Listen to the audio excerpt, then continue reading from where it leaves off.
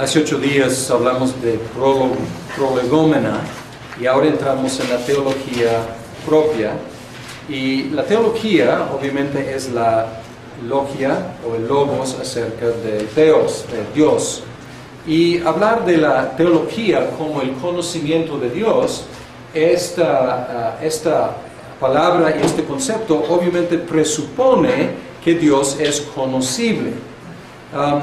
Sin embargo, hay algo de tensión aquí, porque por un lado afirmamos que Dios es incomprensible. Entonces, esto significa que el ser humano no puede alcanzar el conocimiento de Dios por sí mismo y que el ser humano no puede conocer a Dios exhaustivamente. Pues cuando decimos que es incomprensible, nadie puede conocerle por sí mismo, alcanzar el conocimiento por sí mismo, ni puede alcanzar un conocimiento exhaustivo que solamente Dios tiene de sí mismo. Solamente Dios se conoce exhaustivamente. Los que enfatizamos la incomprensibilidad de Dios, lógicamente tienden al deísmo o agnosticismo, porque si Dios es incomprensible y enfatizamos solamente ese polo de la ecuación, o estoy mezclando metáforas, pero este lado que es incomprensible, vamos a terminar con agnosticismo que dice, ¿quién sabe? No sabemos y no podemos saber. O podemos caer en deísmo, que es decir que Él existe, pero no podemos decir mucho acerca de Él, porque no podemos alcanzar el conocimiento. Por el otro lado, afirmamos que Dios es conocible a la medida que Él se deja conocer, por medio de lo que vimos hace 8 días, por medio de la revelación general y la revelación especial y por la operación del Espíritu Santo. Hay unos textos que vamos a mencionar, Mateo 11:27, por ejemplo. 11:27 dice, mi Padre me ha entregado todas las cosas. Nadie conoce al Hijo sino el Padre, y nadie conoce al Padre sino el Hijo. Entonces, ahí está, o sea, ellos tienen en sí conocimiento mutuo. Pero luego agrega, y aquel a quien el Hijo quiera revelarlo. Entonces, por una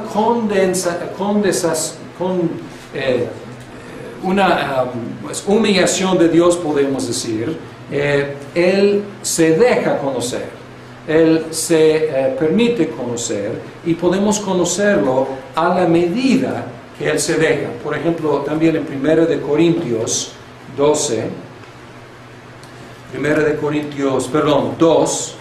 11 y 12, habla de lo mismo. Dice que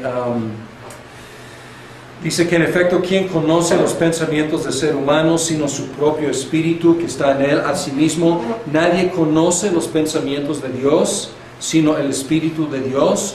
Nosotros no hemos recibido el espíritu del mundo, sino el espíritu que procede de Dios, para que entendamos lo que por su gracia Él nos ha concedido. Entonces, el conocimiento de Dios es una gracia. O sea, es un regalo de Dios, y podemos conocerlo a la medida que Él se deja, por medio de su revelación y su Espíritu. Los que enfatizan solamente la conocibilidad de Dios, ellos tienden hacia el panteísmo. Los que enfatizan la incomprensibilidad de Dios, tienen un Dios incomprensible, no conocible. Los que enfatizan solamente que Dios está cerca, que Dios es alcanzable, Dios es conocible, tienden a caer en el panteísmo. Y nosotros queremos pues mantener estos dos aspectos: afirmar que Dios es incomprensible y afirmar que Dios es conocible. Pero lo que concluimos es que nuestro conocimiento de Dios es imperfecto. Por ejemplo, 1 de Corintios 13, versículo 12 dice, ahora vemos de una manera indirecta y velada, como en un espejo, pero entonces vemos cara a cara. Ahora conozco de manera imperfecta, pero entonces conoceré tal y como soy conocido. Entonces, por lo menos ahora, en el futuro dice que nuestro conocimiento será mejor, pero ahora dice que es indirecto y es también pues limitado, velado, pero es conocimiento. O sea, el conocimiento que tenemos de Dios es real y es correcto y es verdadero, pero limitado. Algunos teólogos, como uno que voy a mencionar probablemente varias veces, Cornelio Van Til. Van Til, pues obviamente un holandés, Van Til, y él enfatiza, y otros también, que nuestro conocimiento de Dios es analógico. Es una palabra que él utiliza, analógico. Y eso significa que es parecido al conocimiento que Dios tiene de sí mismo, pero no es igual. Algunos dicen que nuestro conocimiento es unívoco, es decir, que nuestro conocimiento de Dios es exactamente el mismo conocimiento que Dios tiene de sí mismo, pero más limitado.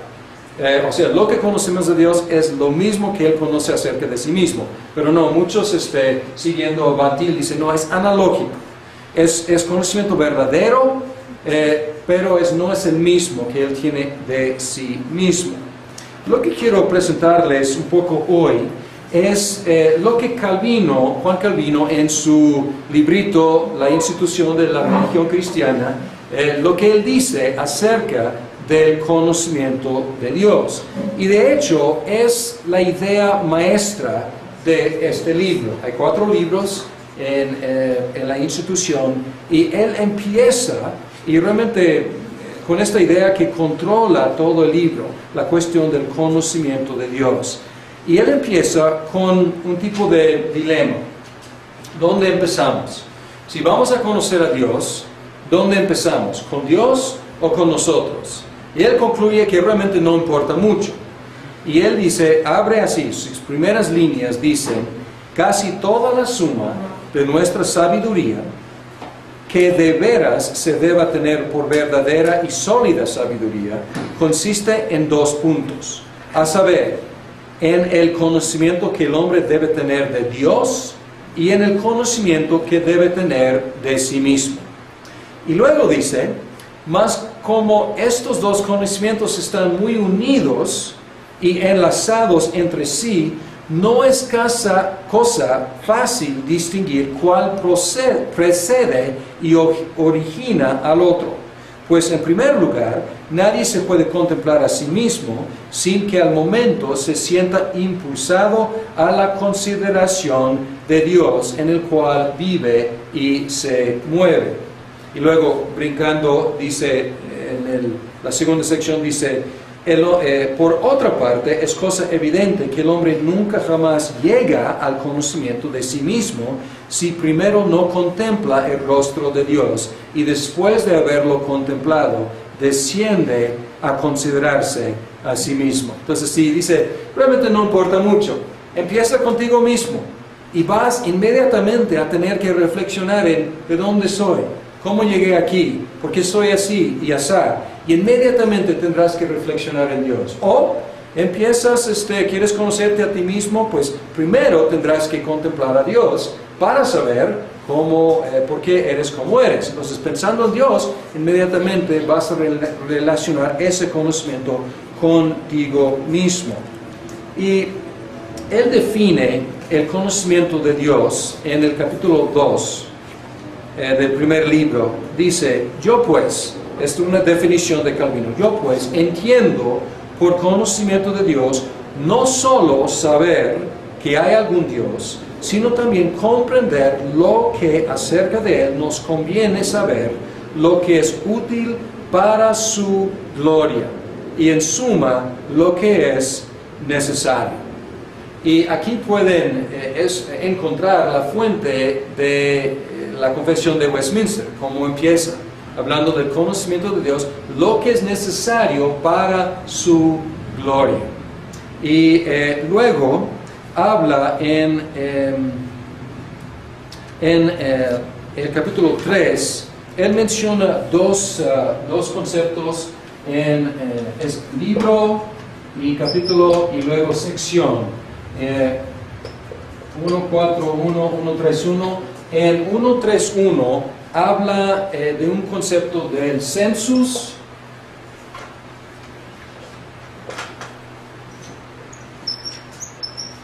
divinitatus. Y aquí habla de semen religionis. Y aquí está diciendo que nosotros innatamente, intrínsecamente, tenemos en nosotros conocimiento de Dios, por ser imágenes de Dios. Y aquí está traducido sentimiento de la divinidad, y esto está traducido como la simiente o la semilla de la religión. Y él dice, nosotros sin discusión alguna afirmamos que los hombres tienen un cierto sentimiento de la divinidad en sí mismos. Y luego el capítulo 4 dice, así como la experiencia nuestra muestra que hay una semilla de la religión plantada en todos por una secreta inspiración de Dios, así también, por otra parte, con gran dificultad se hallará uno entre ciento que la conserve en su corazón para hacerla fructificar. Pues él dice, pues aquí tenemos conocimiento de Dios implantado por la creación, por ser imágenes de Dios. Sin embargo, nosotros nos resistimos a ese conocimiento y negamos y pervertimos ese conocimiento. Entonces no es fructífero en nosotros. Y el capítulo 5, él habla de la creación y de la providencia, lo que estamos llamando la revelación general. Y él se extiende aquí hablando de todas las maneras en las cuales vemos las huellas de Dios en toda la creación y en la providencia. Pero el problema es que no podemos aprovechar esa autorrevelación de Dios por nuestro propio pecado. Por eso él llega al capítulo 6. Y en el capítulo 6 él dice, la Escritura nos muestra al verdadero Dios. Es necesaria la Escritura para conocer a Dios como debemos conocerlo. Y él divide luego los libros, el conocimiento de Dios como creador y el conocimiento de Dios como redentor. Y el segundo libro está dedicado al conocimiento de Dios como redentor. Y el título es el conocimiento de Dios como redentor en Cristo, conocimiento que primeramente fue manifestado a los patriarcas bajo la ley y después a nosotros en el Evangelio. Y si ustedes han estudiado la Confesión de Fe de Westminster, todo esto debe ser muy familiar, porque así abre Westminster, diciendo que pues, Dios nos ha revelado todo lo necesario para su gloria, que Él se ha revelado en la creación y la providencia, pero no es suficiente para nuestra salvación. Por eso la Escritura es muy necesaria. ¿De dónde pescaron estas ideas los de Westminster? Obviamente de Juan Calvino. Entonces ahora estamos como regresando en la historia para encontrar las raíces de un documento que ya hemos estudiado muchos de nosotros. La confesión de fe, el Catecismo Menor de Westminster define a Dios. Hace la pregunta, ¿qué es Dios? Pregunta número 4. Y contesta, Dios es un espíritu infinito, eterno e inmutable en su ser, sabiduría, poder, justicia, poder, santidad, justicia, bondad y verdad. Y esta definición es adecuada y también evita especulaciones inútiles que tratan de identificar cierta característica de Dios que sea su esencia. Muchos teólogos se han perdido y se han metido en calles cerradas tratando de identificar cuál de las características o los atributos de Dios es el centro, digamos, la esencia de qué es Dios. Entonces aquí no trata de decidir, simplemente declara que es un espíritu infinito, eterno e inmutable, y luego infinito, eterno, inmutable en su ser es infinito, eterno e inmutable, su sabiduría es infinito, eterno e inmutable, su poder es infinito, eterno, inmutable. Entonces los tres se aplican luego a los que serán 7 más. Entonces, y así se queda. No trata de decir, pues su bondad es primaria, o su santidad realmente es la esencia. No, dice que esto es como se revela y así lo conocemos. La Confesión de Fe de Westminster, capítulo 1, párrafo 6, dice que Dios nos ha dado en la Escritura todo el conocimiento necesario para glorificarle.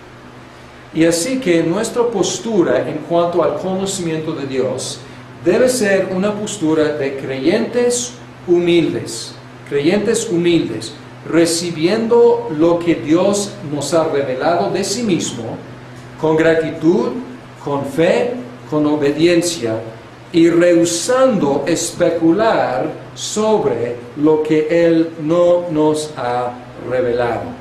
Y es la postura que encontramos en Calvino, es la postura que encontramos en la Confesión de Fe de Westminster. Una postura de creencia, de fe humilde.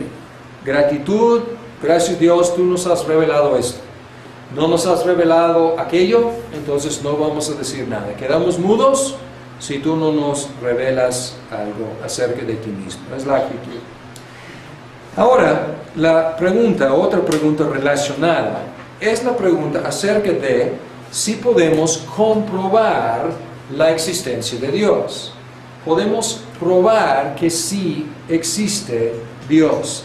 Y aquí esta pregunta se traslapa con otra disciplina que es la apologética. La apologética viene de la palabra apología, que en griego significa defensa.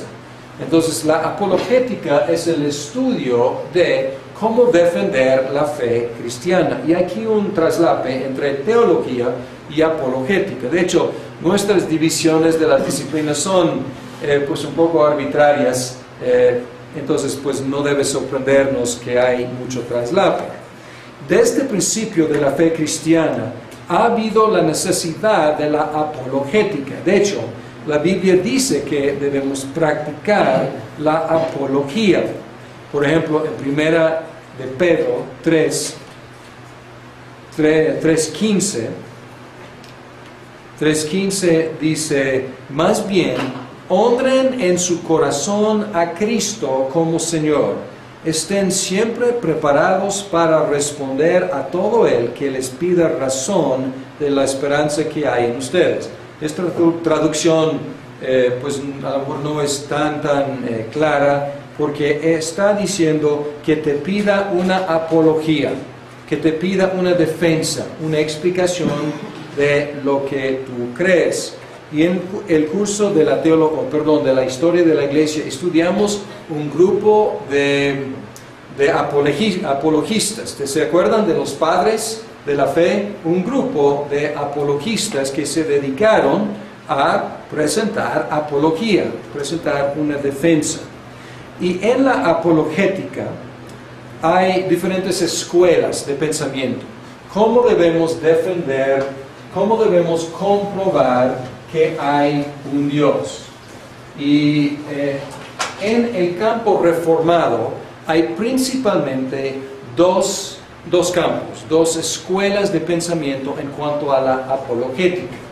Hay el campo o la escuela evidencialista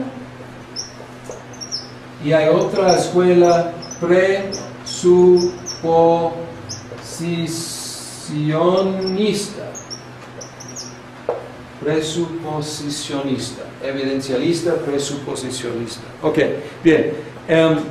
Los evidencialistas, como su nombre indica, ellos siguen el camino de Tomás de Aquino, en un sentido. Y ellos tratan de presentar evidencias racionales de la existencia de Dios.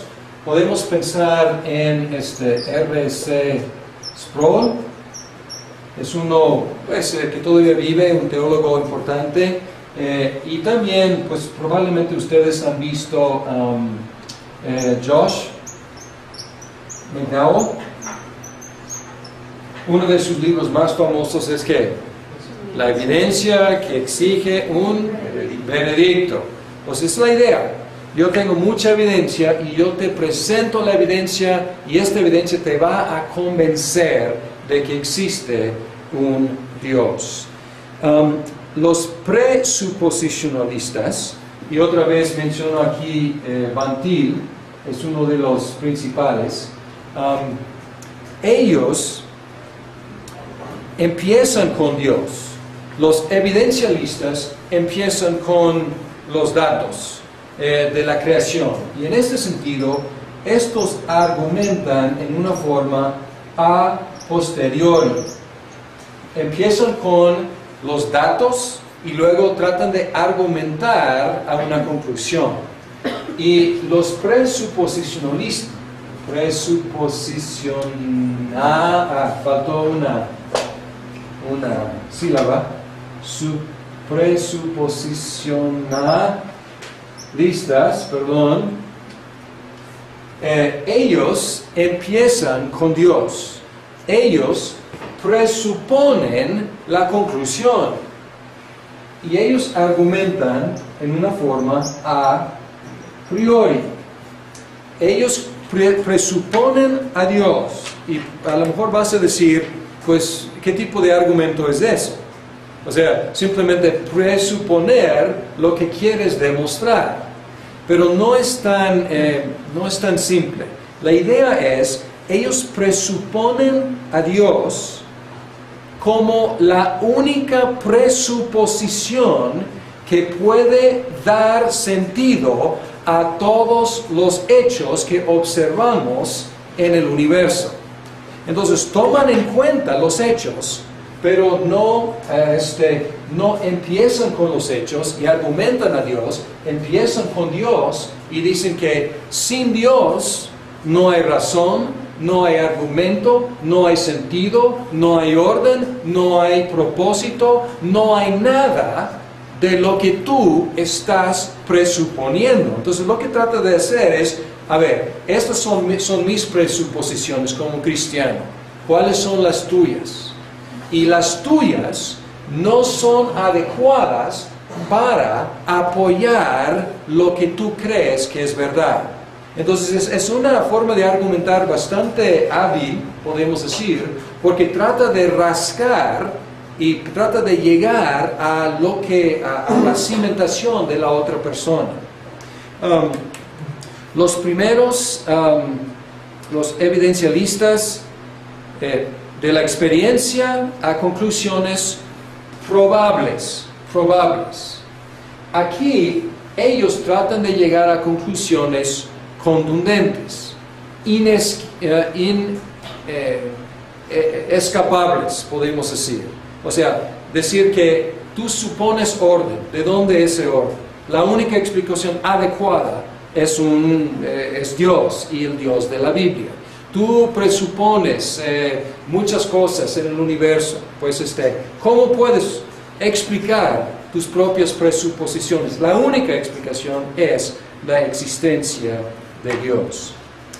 Muchas veces estas dos escuelas se critican entre sí, batallan entre sí, escriben los unos con los otros, y hay diferencias importantes aquí. Puede haber algo de acuerdo entre los dos campos si toman en cuenta lo fuerte del otro. Por ejemplo, los evidencialistas tienen que reconocer que los no creyentes no son árbitros neutrales.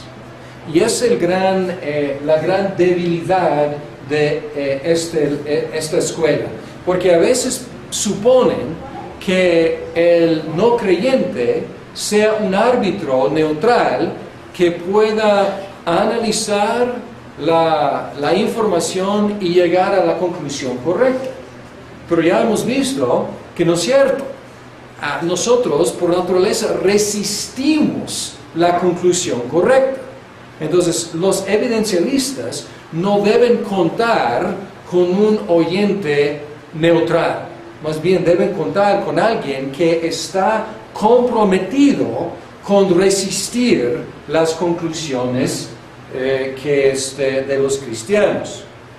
Los presuposicionalistas, por fin lo dije bien, tienen que tomar en cuenta la función que Dios puede hacer de la revelación general para convencer al no creyente de su existencia.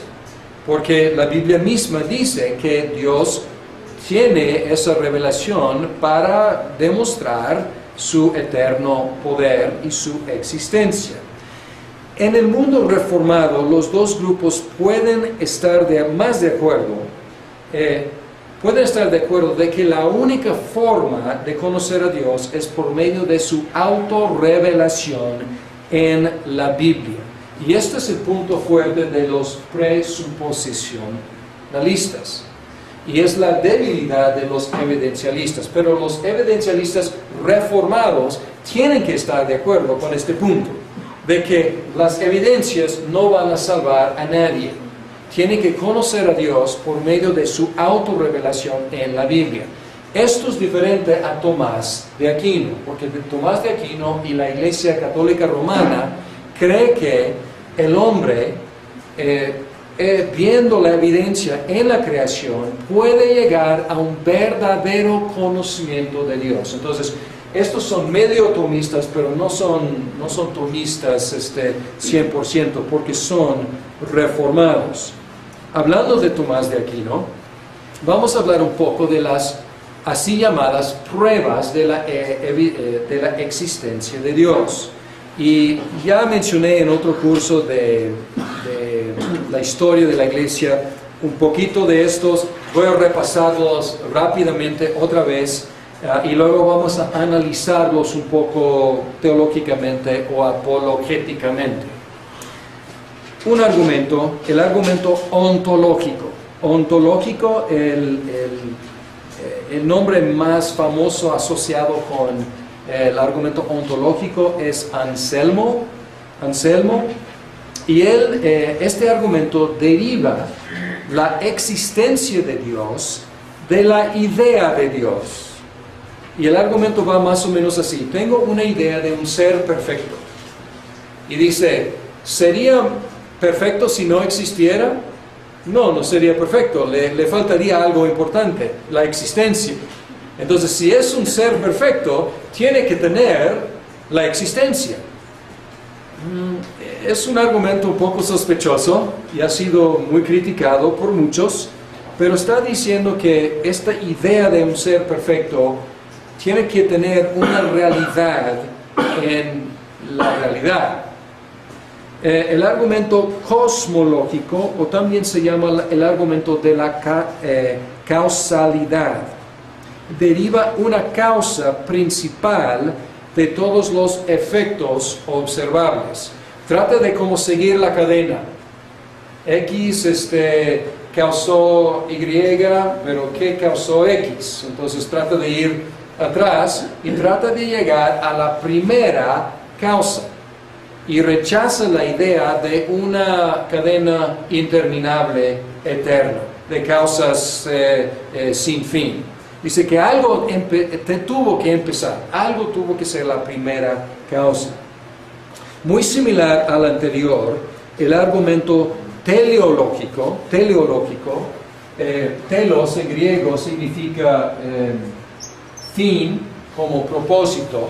Entonces el argumento teleológico o del diseño también se llama, deriva un diseñador de todo el propósito observable en el universo. Entonces el universo no es una cuestión del azar,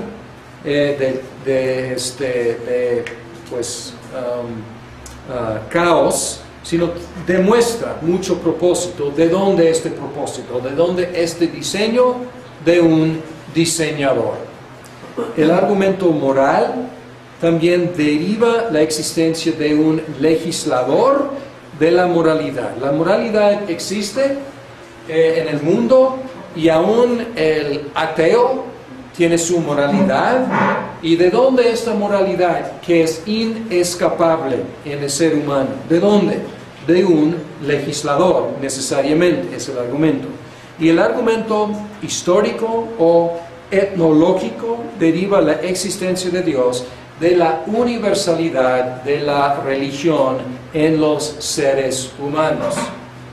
La postura atea es una minoría muy chiquita. Casi todos los seres humanos son creyentes en un Dios o en dioses. ¿Y de dónde vino eso? Y es un argumento diciendo, una experiencia tan universal en la humanidad tiene que tener una raíz en la realidad. ¿Qué vamos a decir de estas pruebas, estos argumentos? Primera cosa es que quedan cortos porque no pueden demostrar la existencia del Dios verdadero, dándoles el beneficio de la duda, aceptándolos y dándoles beneficio de la duda, sin criticarlos muy fuertemente. Lo máximo o lo más que pueden demostrar es la existencia de un diseñador, de un legislador, de una mente superior, pero no pueden demostrar la existencia del Dios verdadero. Y Tomás de Aquino, él hizo como un truquito al final del argumento. Él llegaba al legislador o al diseñador o a la primera causa y él decía muy fácilmente, y todo el mundo lo reconoce como Dios. Pues no es una conclusión que a la cual se pueda llegar gratuitamente así. Y a lo mejor en su mundo medieval todo el mundo reconocía al legislador como el Dios verdadero de Abraham, de Isaac y de Jacob. Pero solamente en su mundo se puede hacer ese salto sin que nadie te cuestione, ¿no? El argumento mejor, el más bíblico, es el teleológico, la cuestión del diseño. Y podemos ver en un sentido este argumento en Romanos capítulo 1, versículo 20. Dice, porque desde la creación del mundo, las cualidades invisibles de Dios, es decir, su eterno poder y su naturaleza divina, se perciben claramente a través de lo que Él creó. Pero quiero que vean aquí la conclusión. De modo que nadie tiene excusa. Entonces aquí el argumento teleológico bíblico condena al hombre y no lo salva. Entonces no está llegando a un conocimiento salvífico verdadero, más bien se está condenando.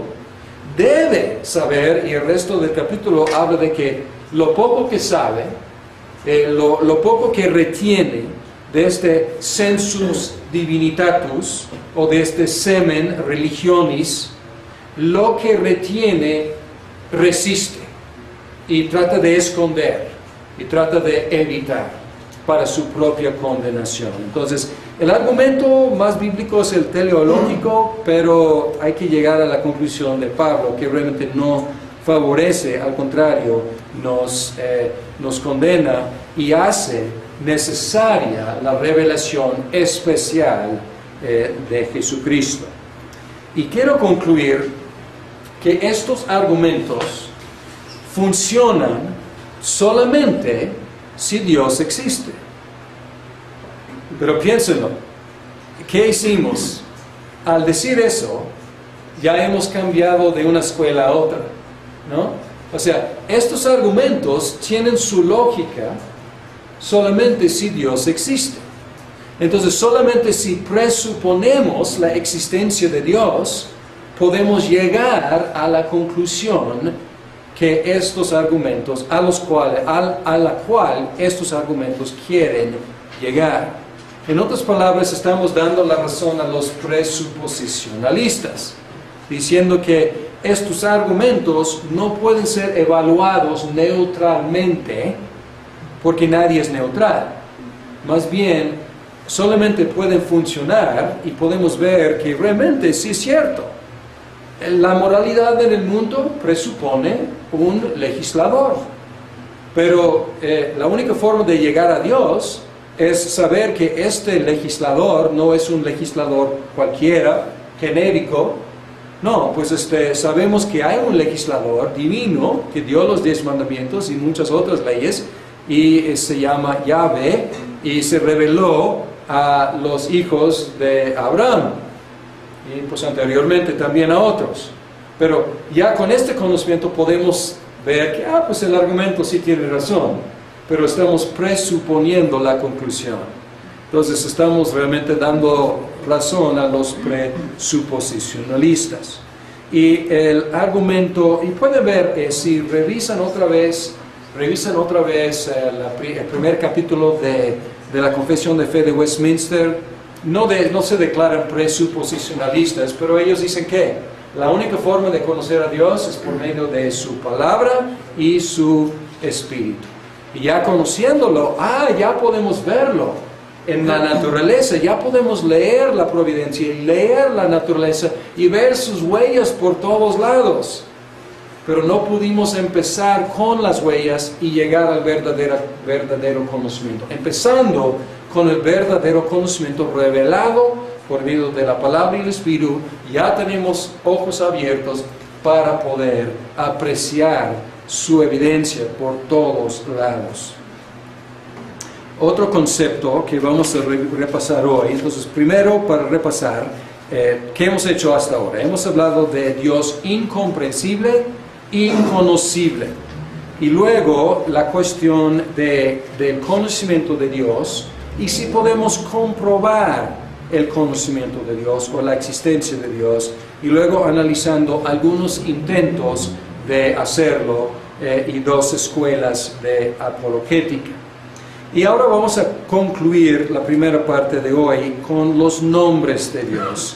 Y en Berkhof él analiza algunos de los nombres. No voy a hablar de todos los nombres, pero vamos a hablar del nombre de Dios y los nombres de Dios. La Biblia habla muchas veces del nombre de Dios y también menciona varios nombres. El nombre de Dios, ¿qué es? Cuando hablamos así en singular, normalmente en la Biblia, el nombre de Dios es Dios. Es su ser, es su identidad, es Dios mismo. Por lo tanto, hay una prohibición estricta de cualquier mal uso del nombre de Dios, porque Dios es su nombre. Y nosotros entendemos esta identidad entre nombre y persona. Porque nosotros, si alguien me pregunta, ¿quién eres tú? Pues probablemente yo voy a decir, yo soy, y luego doy mi nombre, yo soy Larry Proter. Y alguien podría decir, no eres tu nombre, tú eres una persona y te llaman, tus papás te pusieron, y es cierto. O sea, puedo distinguirme de mi nombre, pero también con mucha facilidad puedo decir soy y luego doy mi nombre. Y si alguien se burla de mi nombre, pues lo tomo pues como muy personalmente, porque me identifico con mi nombre. Ahora, con más razón, Dios. Y así la Biblia utiliza el nombre de Dios en esta forma. Los nombres de Dios son vocablos que revelan son parte de su autorrevelación y nos revelan diferentes atributos, diferentes aspectos de Dios. A veces la expresión se refiere, hay como 99 veces en la Biblia, habla del nombre de Dios. A veces se refiere al vocablo, por ejemplo, Amós 6:10. Dice 6:10, cuando venga a la casa para levantar los cadáveres, es una sección no muy agradable aquí, y quemarlos, algún pariente le preguntará a otro que ande en la casa, ¿queda alguien más contigo? Y aquel le responderá, no. Entonces le dirá, cállate, no vamos a mencionar el nombre del Señor. Y aquí parece que está hablando del vocablo. O sea, no vamos a pronunciar el nombre del Señor, en este caso el nombre de Yahvé.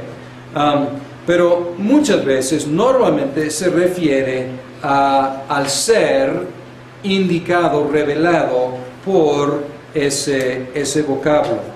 Por ejemplo, un ejemplo de muchos. Isaías 50:10 dice, ¿quién entre ustedes teme al Señor? Ahí es la palabra Yahvé.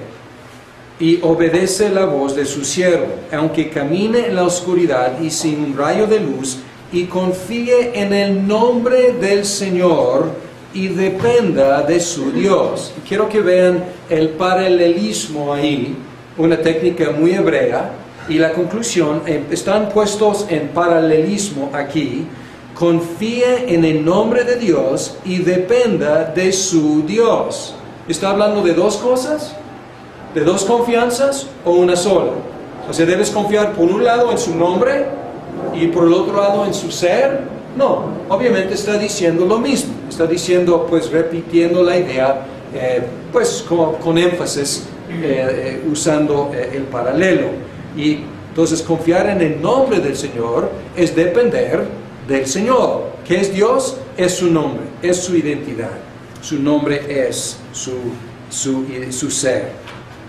Voy a mencionar, yo creo que solamente dos nombres, y pueden ver, ahora hablando en plural, dos de los vocablos que están en la Biblia para identificar algún aspecto de Dios, o algunos aspectos. El primero es Elohim, o Elohim, diríamos en español, con H, Elohim. Elohim es un nombre plural que normalmente lleva un verbo singular y es traducido simplemente Dios.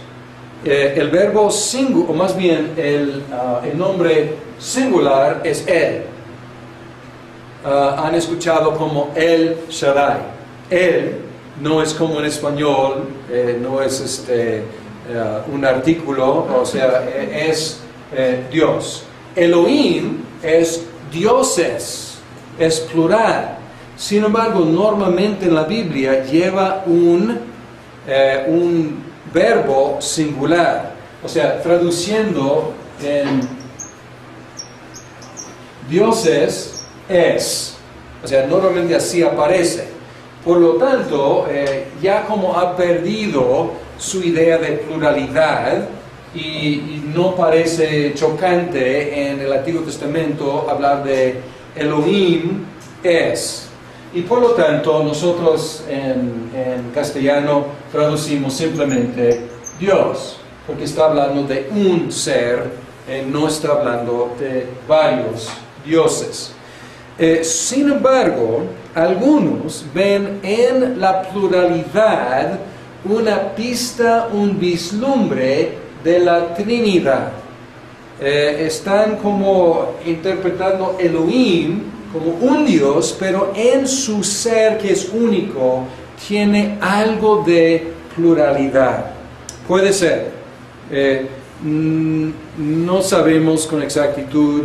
Sin embargo, en su contexto original, probablemente la pluralidad enfatizaba no tanto pluralidad numérica, sino plenitud.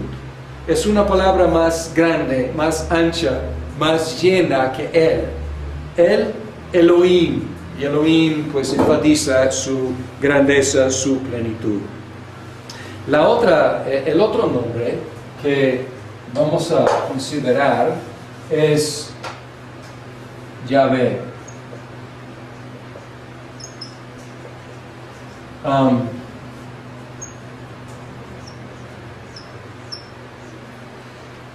Aquí es más difícil.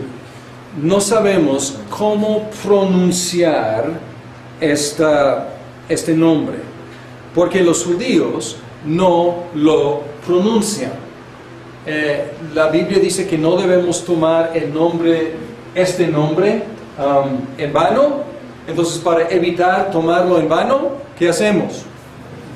Nunca lo tomamos, o sea, nunca lo pronunciamos. Es una forma de nunca pronunciar este nombre en vano.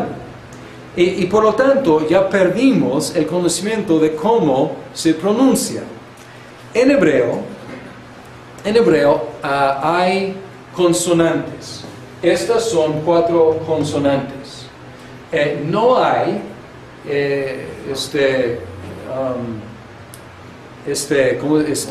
vocales, perdón, sí, vocales.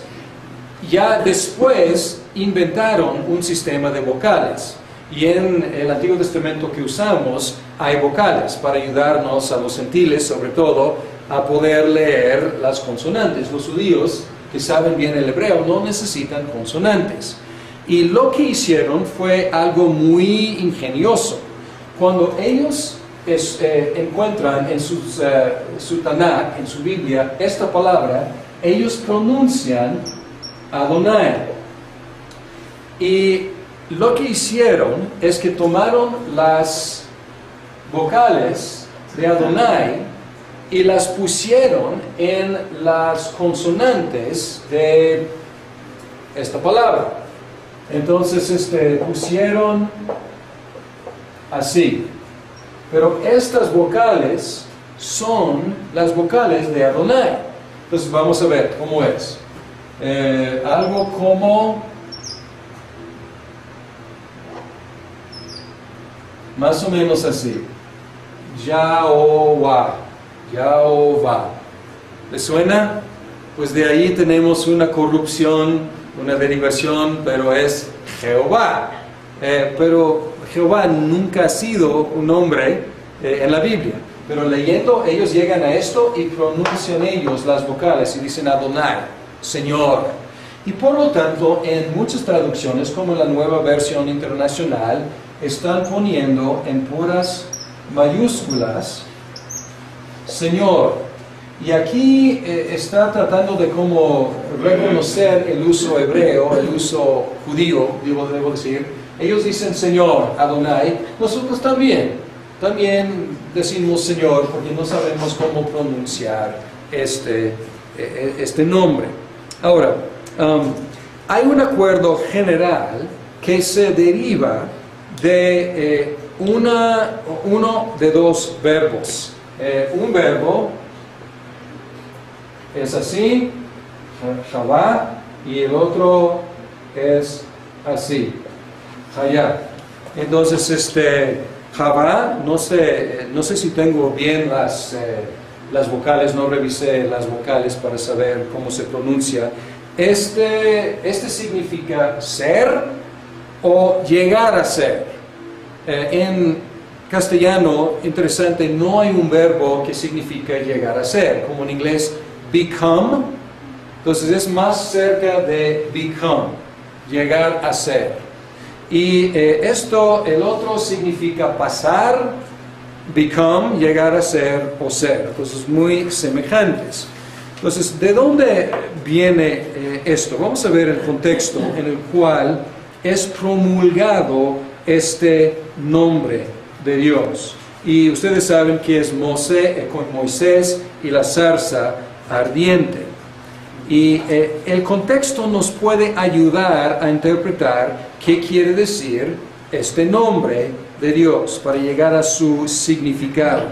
En el 3 de Éxodo, versículo 13 a 16, aquí la conversación y Moisés preguntando, pues, yo voy y digo que el Dios de nuestros antepasados me envió y ¿qué les respondo si me preguntan ¿y cómo se llama?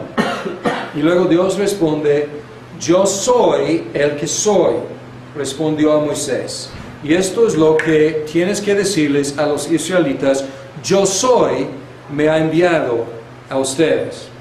Y luego el contexto sigue y dice, Dios le dijo a Moisés, diles esto a los israelitas, el Señor, el Yahvé, y Dios de sus antepasados, el Dios de Abraham, de Isaac, de Jacob, me ha enviado a ustedes. Este es mi nombre eterno, este es mi nombre por todas las generaciones. Y aquí, otra vez, luego menciona el Señor, Yahvé, y Dios de sus antepasados, el Dios de Abraham, de Isaac, de Jacob. ¿Qué está enfatizando aquí? Está enfatizando su permanencia, su fidelidad, su existencia eterna, y no solamente su existencia, sino también su constancia como Dios del pacto, como Dios de Abraham, de Isaac, de Jacob, su inmutabilidad, que no cambia, todavía es el mismo Dios que siempre ha sido para su pueblo. Y podemos pensar en el Nuevo Testamento, Apocalipsis lo identifica que el que es, el que era y el que ha de venir. A lo mejor es el mismo concepto. También dice, interesante, dice acerca de Jesús, que Él es el mismo hoy, ayer y para siempre. Mismo concepto. También Jesús se metió en problemas cuando Él dijo en Juan 8:58, ciertamente les aseguro que antes de que Abraham naciera, yo soy. Y luego, ¿qué pasó? Entonces los judíos tomaron piedras para arrojárselas porque pero Jesús se escondió y salió inadvertido del templo. Pues, ¿por qué una reacción tan fuerte? Él simplemente dijo, yo soy, pero dijo que antes de que existiera Abraham, y él usó probablemente en arameo una palabra parecida a una de estas palabras. La zarza ardiente también probablemente concuerda con esta interpretación. La zarza ardiente, ¿qué hace? Pues tiene una flama que es autoexistente. Todas las flamas que necesitan combustible, ¿no es cierto? Esa flama estaba en la zarza, pero obviamente no estaba consumiendo la zarza. Esa llama, esta flama tenía una existencia propia. Y a lo mejor es parte del mensaje aquí, lo que se llama la aceidad o la autoexistencia de Dios. Entonces, probablemente estos conceptos están involucrados en este nombre. La constancia, la inmutabilidad, la aceidad o la autoexistencia de Dios. Y una cosa que es impresionante, hasta asombroso, es la facilidad con que el Nuevo Testamento identifica el nombre del Señor, Yahvé, con el nombre de Jesús. Un ejemplo impresionante es en Hechos, capítulo 2. Y aquí, predicando Pedro, él dice 2:21, y todo el que invoque el nombre del Señor será salvo.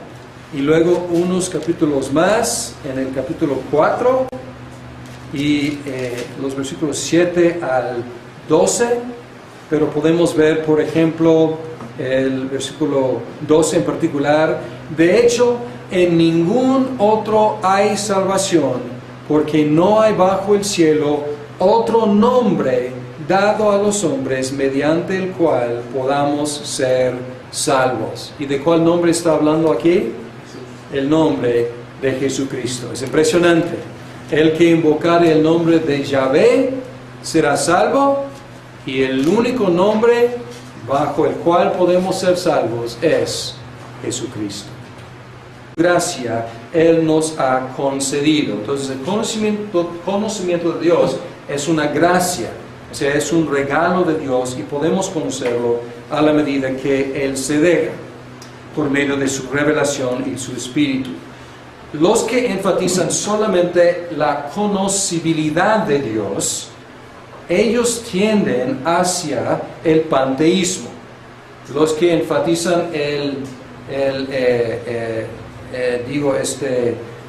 la incomprensibilidad de Dios, tienen un Dios incomprensible, no conocible. Los que enfatizan solamente que Dios está cerca, que Dios es alcanzable, Dios es conocible, tienden a caer en el panteísmo.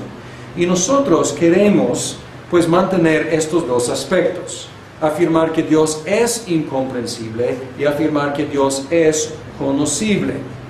Pero lo que concluimos es que nuestro conocimiento de Dios es imperfecto. Por ejemplo, 1 Corintios 13, versículo 12 dice: ahora vemos de una manera indirecta y velada, como en un espejo, pero entonces vemos cara a cara. Ahora conozco de manera imperfecta, pero entonces conoceré tal y como soy conocido. Entonces, por lo menos ahora, en el futuro dice que nuestro conocimiento será mejor, pero ahora dice que es indirecto y es también pues limitado, velado, pero es conocimiento. O sea, el conocimiento que tenemos de Dios es real, y es correcto, y es verdadero, pero limitado. Algunos teólogos, como uno que voy a mencionar probablemente varias veces, Cornelio Vantil, conocimiento que debe tener de sí mismo. Y luego dice: mas como estos dos conocimientos están muy unidos y enlazados entre sí, no es cosa fácil distinguir cuál precede y origina al otro. Pues en primer lugar, nadie se puede contemplar a sí mismo sin que al momento se sienta impulsado a la consideración de Dios en el cual vive y se mueve.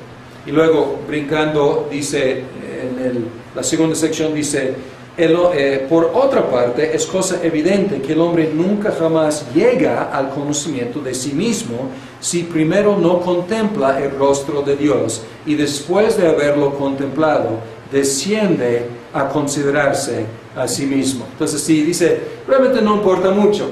Empieza contigo mismo y vas inmediatamente a tener que reflexionar en de dónde soy, cómo llegué aquí, por qué soy así y asá. Y inmediatamente tendrás que reflexionar en Dios. O empiezas, quieres conocerte a ti mismo, pues primero tendrás que contemplar a Dios para saber por qué eres como eres. Entonces, pensando en Dios, inmediatamente vas a relacionar ese conocimiento contigo mismo.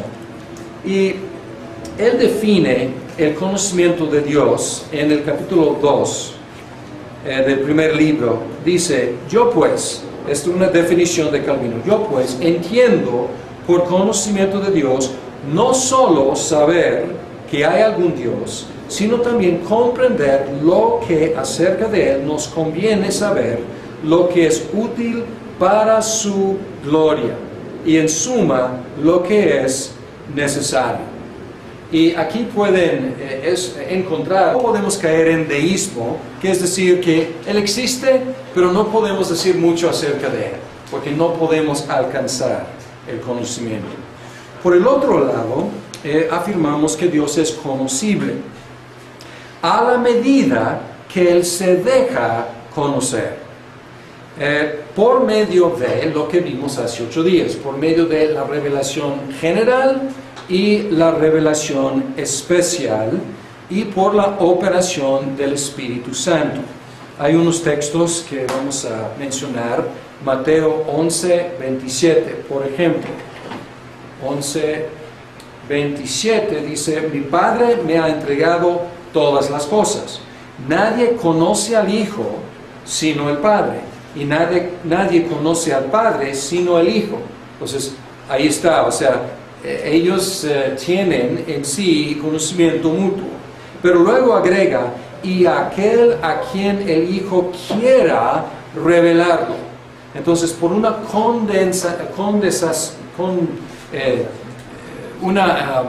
humillación de Dios, podemos decir, Él se deja conocer, Él se permite conocer, y podemos conocerlo a la medida que Él se deja. Por ejemplo, también en 1 de Corintios 2, 11 y 12, habla de lo mismo. Dice que en efecto, ¿quién conoce los pensamientos del ser humano sino su propio espíritu que está en él? Asimismo, nadie conoce los pensamientos de Dios sino el Espíritu de Dios. Nosotros no hemos recibido el espíritu del mundo, sino el espíritu que procede de Dios, para que entendamos lo que por su...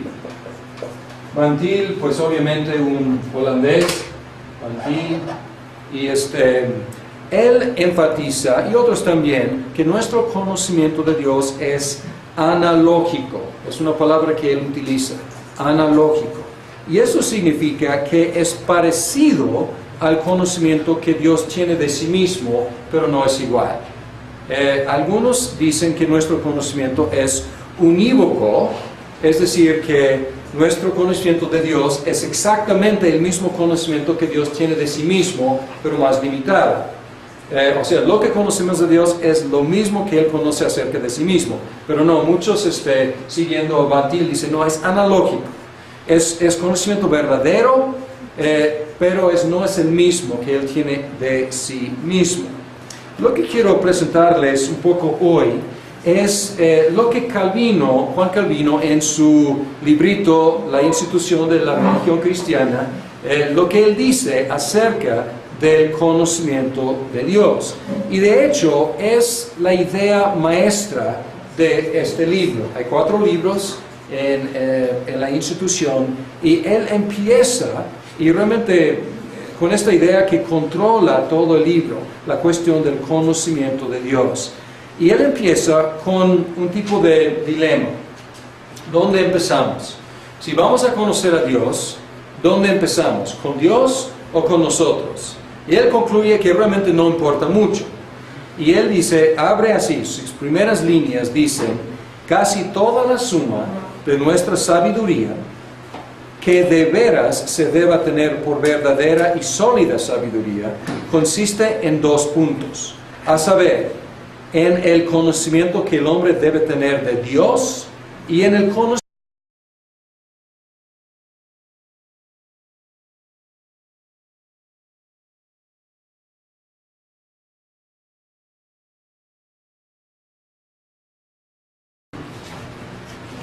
Hace 8 días hablamos de prolegómena, y ahora entramos en la teología propia. Y la teología obviamente es la logia o el logos acerca de Theos, de Dios. Y hablar de la teología como el conocimiento de Dios, esta palabra y este concepto obviamente presupone que Dios es conocible. Sin embargo, hay algo de tensión aquí, porque por un lado afirmamos que Dios es incomprensible. Entonces, esto significa que el ser humano no puede alcanzar el conocimiento de Dios por sí mismo, y que el ser humano no puede conocer a Dios exhaustivamente. Pues cuando decimos que es incomprensible, nadie puede conocerle por sí mismo, alcanzar el conocimiento por sí mismo, ni puede alcanzar un conocimiento exhaustivo que solamente Dios tiene de sí mismo. Solamente Dios se conoce exhaustivamente. Los que enfatizamos la incomprensibilidad de Dios, lógicamente tienden al deísmo o agnosticismo, porque si Dios es incomprensible y enfatizamos solamente ese polo de la ecuación, o estoy mezclando metáforas, pero este lado que es incomprensible, vamos a terminar con agnosticismo que dice, ¿quién sabe? No sabemos y no podemos saber.